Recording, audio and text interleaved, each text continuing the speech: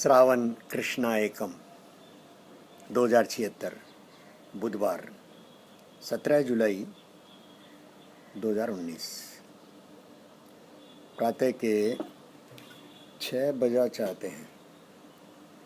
5:50 हुए।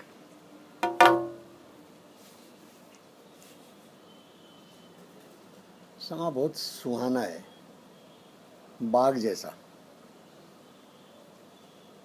बाग में 2 झोंपड़ियां बनी हुई थी, अद्भुत कलात्मक। एक गोल थी और एक झोंपड़ी नुमा थी। और संयोग से मैं जून जुलाई के महीने में ही, मई जून जुलाई रहा होगा, भयंकर गर्मी, और सरदार शहर में कोई 20-25 दिन का मेरा ठहरना हुआ था। लाइट उन दिनों भयंकर जाती थी, बेहद गर्मी। घर में कूलर जो है उसके बिना रहा नहीं जाता, और कूलर, लाइट नहीं तो कूलर चलेगा कैसे।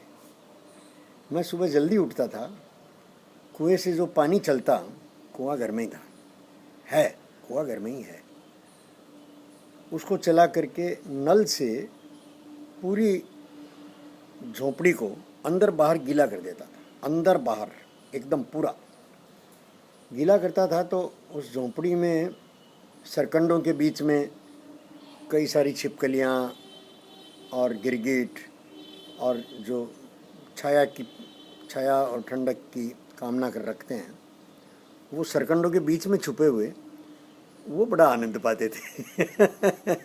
मुझे साफ दिखता था। उनके आनंद के साथ मैं अपने आनंद को मिला करके दो गुना तिगुना कर लेता था। और आसपास की वो बेकलू रेत, राजस्थान की, सुनहरे कण जैसी, मुट्ठी में लेते हैं उस बेकलू रेत को, तो जैसे सोना मुट्ठी में भर लिया हो। एकदम साफ, चकाचक साफ कर देती उसको हवाएं, तेज़ हवाएं, और स्वस्थ रखती है तेज़ गर्मी उस मिट्टी को। तो राजस्थान की आबो हवा में और बहुत स्वास्थ्य भरा हुआ है। राजस्थान की आबो हवा में बहुत स्वास्थ्य भरा हुआ है। राजस्थान के विशेष करके सीकर नागौर ज़िले तो, और सीकर नागौर चूरू ये ज़िले मिले हुए ही हैं। और मैंने बीकानेर ज़िले को भी और महसूस किया है। स्वास्थ्यप्रद है बहुत, कई सारे मेल हैं उस स्वास्थ्य में। लेकिन मैं झोंपड़ी की बात कर रहा था, गीला करके उसमें 7 बजे से पहले मैं अपना पानी अंदर रख लेता। जो पढ़ता वो किताब सामग्री, अंदर एक पाटा पड़ा था, बाजोट, उस पाटे पर कोई दरी बिछा ली और तकिए के रूप में मेरी किताबें रहती थी। हाँ, बैठ करके पढ़ता था पूरा दिन। अपने पेशाब करने की व्यवस्था मैंने अंदर ही रख रखी थी। और कभी कभी तो मेरे लिए चाय नाश्ता अंदर आ जाता था, कोई बच्चा ले आता था। मामा जी थे वहीं पर, मुन्ना मामा जी, और दूसरा कोई मुझे डिस्टर्ब करने नहीं आता। मेरी कामना रहती थी कि कोई मेरे साथ आए, बतियाए, बैठे, सुख ले इसका। यही प्रयोग मैंने और रावड़ा में भी किया था।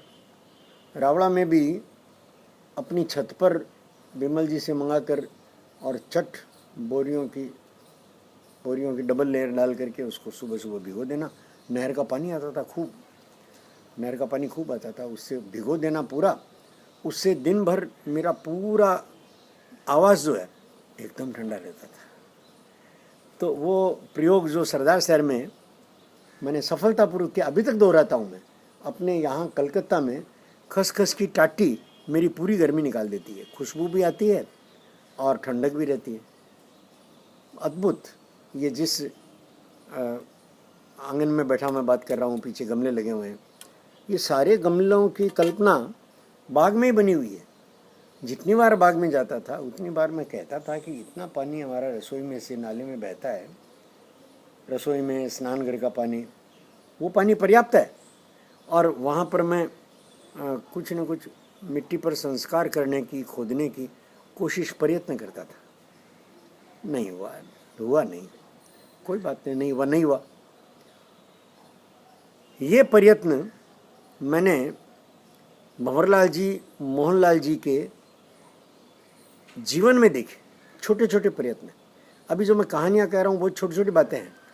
छोटी बातें व्यक्तित्व को महान बनाती है। बड़े के पीछे दौड़ करके पागल हो जाते हैं हम। बड़े का बड़ा मतलब महत्वाकांक्षी जो इच्छाएं, कामनाएं, योजनाएं हैं, जो नाम लेने की, जल्दी नाम लेने की पगला कर देती है, भगाती है युवावस्था में। लड़के लड़कियों दोनों को बेहिसाब दौड़ाती है, थका देती है, हाँफ जाते हैं, हाथ में कुछ आता नहीं है। और जयचंद जी वहीं एक जगह बैठ करके, भंवरलाल जी वहीं एक जगह बैठ करके, मोहनलाल जी की भी प्रकृति वही थी और इतनी मिठास आ जाती थी। और कोई बहुत विशेषताएं अगर मैं गिनाने लगूं कितना पढ़े लिखे थे तो मुझे लगता है शायद जयचंद जी सबसे ज़्यादा पढ़े लिखे होंगे। उर्दू के, अंग्रेजी के, हिंदी के विद्वान, जानकार, संगीत के जानकार और आयुर्वेद के तो बेहिसाब जानकार। ज्योतिष जानते थे, मैंने पहले 2-3 दृष्टांत आपको दिए। इतना सारा ज्ञान और रचनात्मकता तो उनके शरीर के अंग अंग में बोलती थी। छोटी छोटी बातें, छोटी छोटी बातें। हाथ से जो गोलियां बनाते थे, इतनी कलात्मक दवाई की गोलियां बैठे बैठे हाथ से बनाते रहते थे, गोल गोल गोल गोल घूमती रहती थी। वही दवाइयाँ आज मंगल आयुर्वेदिक फार्मेसी की और संपत्ति है, जिसके बल पर और राजस्थान पत्रिका के संपादक जो हैं, यशस्वी संपादक गुलाब कोठारी, वो दीवाने हैं मंगल आयुर्वेदिक फार्मेसी के। और मंगल आयुर्वेदिक फार्मेसी से गुलाब चंद जी के जुड़ने के पीछे मोहनलाल जी का बहुत प्रयत्न नहीं रहा। गुलाब चंद जी ही ढूंढ करके आए और मित्र बने, अच्छे अच्छे मित्र बने। और ऐसी मित्रता जो आज मुन्नालाल जी निभा रहे हैं। मेरे मुन्ना मामा जी को भाई जी कहते हैं, गुलाब चंद जी। दोनों हम उम्री होंगे, हम उम्री होंगे, जो भी हो। तो वो मैं नाना जी की बात पहले कर लूँ। झोंपड़ी की ठंडक जो है उसमें से आ जाएगी। जो झोंपड़ी ठंडक देती थी वो कहाँ से आती थी? देखिए, घरों में देवरानी जेठानी के झगड़े जो हैं वो हर घर में ही चूल्हे अलग कराते हैं। चूल्हों का अलग होना मतलब परिवार की इकाई अलग हो गई। बाग में भी और मोहनलाल जी और भंवरलाल जी की पत्नियों के चूल्हे अलग हुए, अलग जले। आज भी चलते हैं, देवरानी जेठानी के बीच में आज भी चलता है, हर घर में चलता है। समझिए, चूल्हे अलग होना तो आम बात है, सब जानते हैं।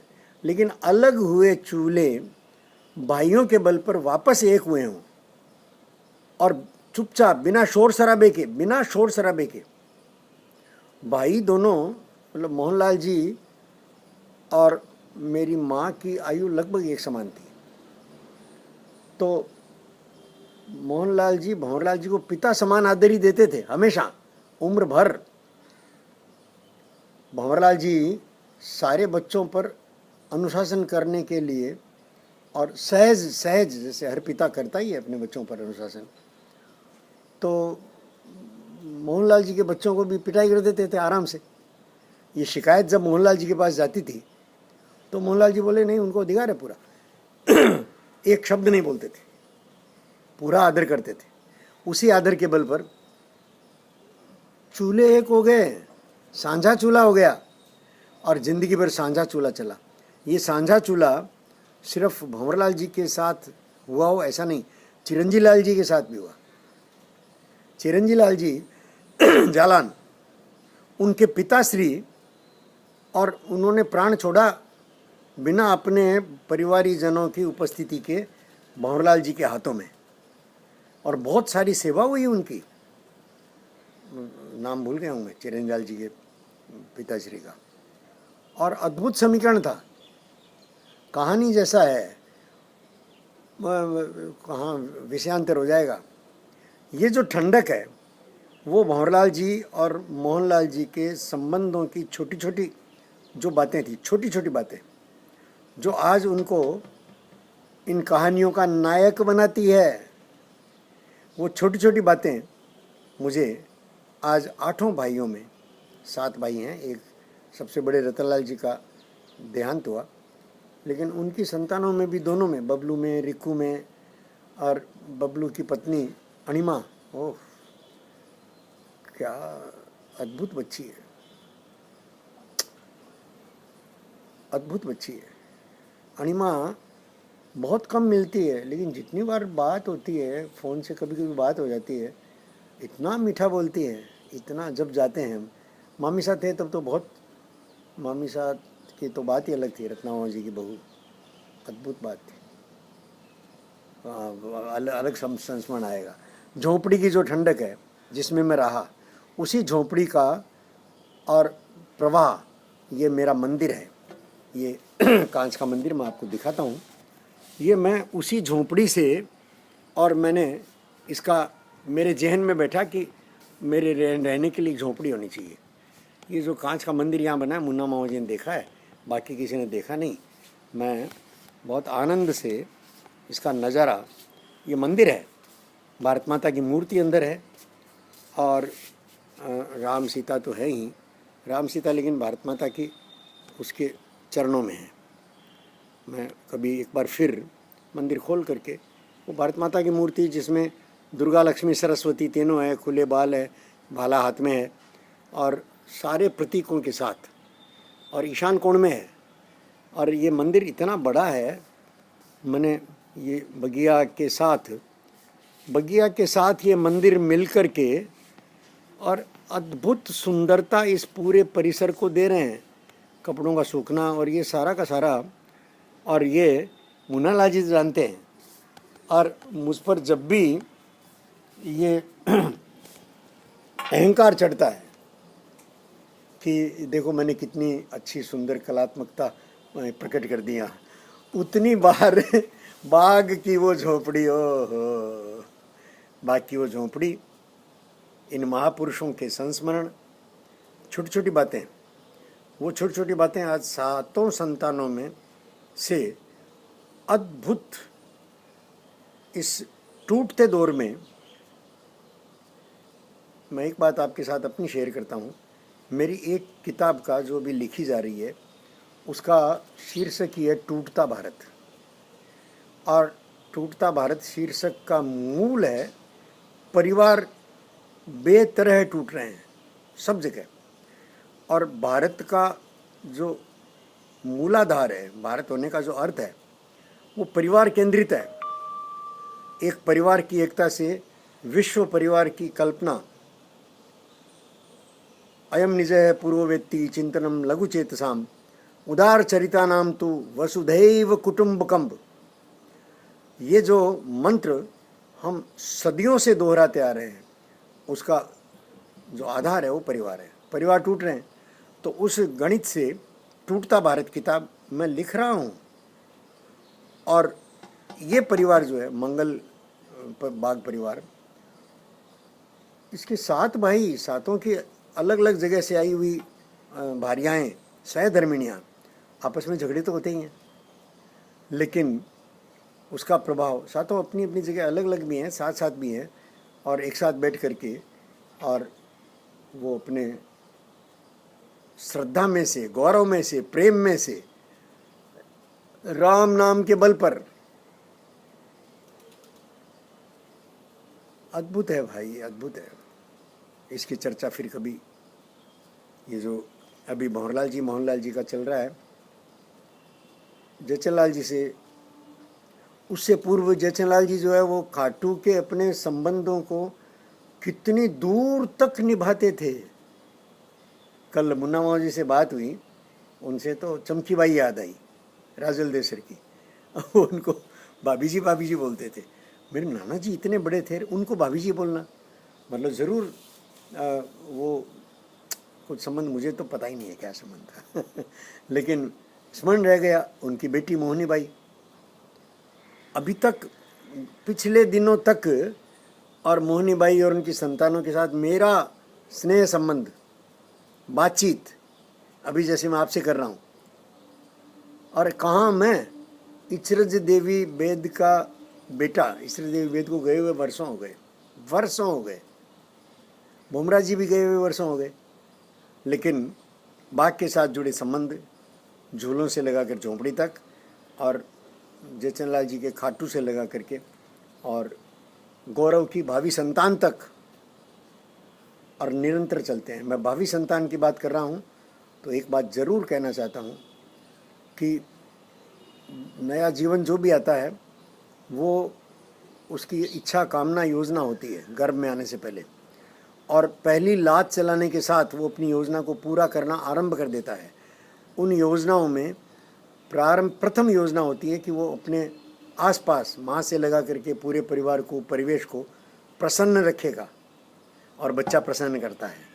तब तक बच्चा प्रसन्न करता है जब तक वो हमारी शिक्षा में ढल नहीं जाता। ये पूर्व जन्म के संस्कारों के साथ बच्चा खुद तय करता है कि किस परिवार में आए।